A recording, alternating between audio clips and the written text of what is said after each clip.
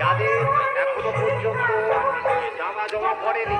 তাদের উদ্দেশ্যে জানাচ্ছি আপনারা দয়া করে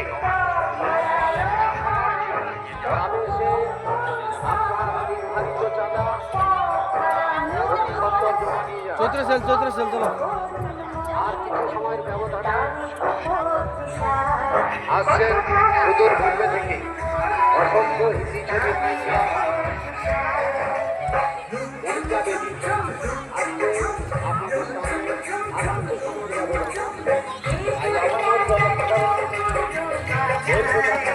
বাবু টাটা করো